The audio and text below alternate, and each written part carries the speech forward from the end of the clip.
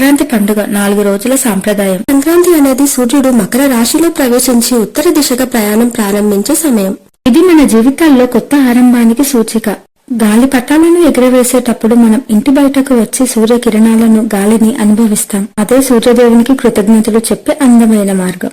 చలికాలంలో మన శరీరానికి సూర్యకాంతి తక్కువగా అందుతుంది. గాలిపటాలు ఎగురవేయడం ద్వారా విటమిన్ డి లభించి మన శరీరం బలంగా, మనసు సంతోషంగా ఉంటుంది. భోగి కేవలం చలి కోసం మంటలు వేసే పండగ మాత్రమే కాదు. భోగి రోజున మన ఇంట్లో వాడకంలో లేని వస్తువులను భోగి మంటల్లో కాల్చేస్తాం. కానీ అసలు సందేశం ఇది కాదు. ఆ మంటల్లో మన బాధలు, కోపం, అసూయ, అహంకారాన్ని కాల్చి కొత్త జీవితానికి వెలుగు చూపించడానికే. చలికాలంలో భోగి మంటలు శరీరానికి వేడినిచ్చి పరిసరాలను శుద్ధి చేస్తాయని మన పెద్దలు నమ్మారు.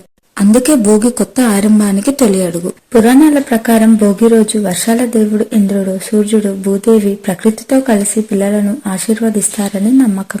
అందుకే ఉసిరికాయలు, రేగిపళ్ళు ఆరోగ్యం కోసం, పువ్వులు పవిత్రత కోసం, నాణెలు అంటే కాయిన్స్ సంపద కోసం, బెల్లం లేదా చెరుకు జీవితం తీపిగా ఉండాలని పిల్లల తలపై వర్షంలా పోస్తారు. పిల్లలు దేవతలకు అత్యంత ప్రియులు. ఈ కర్మతో చెడు దృష్టి తొలగిపోయి మంచి భవిష్యత్తు మొదలవుతుంది అని నమ్మకం. అందుకే భోగి పళ్ళు అంటే పిల్లలపై ప్రకృతి వర్షించే ఆశీర్వాదం. సంక్రాంతి రోజు రంగోలి మధ్యలో గొబ్బెమ్మ, నవధాన్యాలు ఎందుకు పెడతాం? రంగోలి అంటే ఇంటిని శుభ్రంగా, అందంగా ఉంచి లక్ష్మీదేవిని ఆహ్వానిస్తూ శుభశక్తిని లోపలికి పిలిచే సాంప్రదాయం. గొబ్బెమ్మ అంటే గోమాత ఆశీర్వాదాన్ని ఆహ్వానిస్తూ ఇంటికి పవిత్రత, రక్షణను కలిగించే శుభ చిహ్నం. నవధాన్యాలు అంటే సూర్యుడి శక్తి, భూమి కరుణతో మనకు లభించిన ఆహార సంపదకు తెలిపే కృతజ్ఞత. సంక్రాంతి సాంప్రదాయంలో చెప్పేది ఏమిటంటే సూర్యుడు శక్తిని ఇస్తాడు, భూమి ఆ శక్తితో ఆహారం ఇస్తుంది, గోమాత జీవనాధారాన్ని ఇస్తుంది. మన జీవితాన్ని ఈ మూడు కలిసి నడిపిస్తాయి. ఈ ఆచారం ద్వారా మనం వారికి మన కృతజ్ఞతలు తెలియజేస్తూ ప్రకృతితో ఉన్న అనుబంధాన్ని సంక్రాంతిగా జరుపుకుంటాం. సూర్యుని వేడి, శక్తి పంటలు పండేందుకు సహాయపడుతుంది. కాబట్టి సూర్యదేవునికి కృతజ్ఞతగా పొంగలి సమర్పిస్తాం. కొత్తగా కోసిన బియ్యంతో పొంగలి వండటం బాగా పండిన పంటలకు గుర్తు.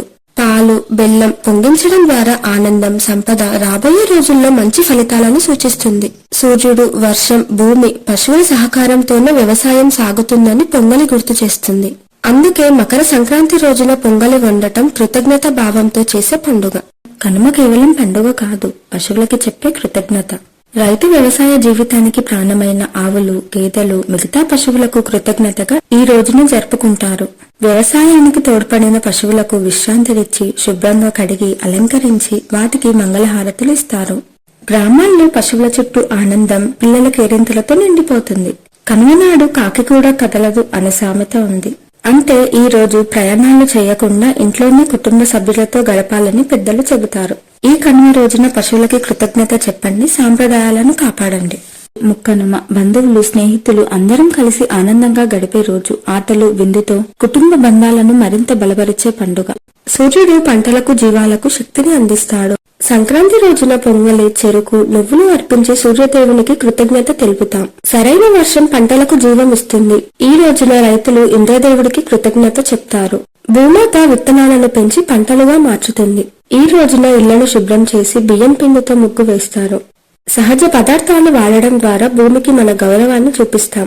వ్యవసాయానికి సేవలందించే పశువులు, ఆవులు రైతులకు సహచరులు. కనుమ రోజున వాటికి స్నానం చేయించి అలంకరించి ప్రత్యేక ఆహారం పెట్టి పూజిస్తాం.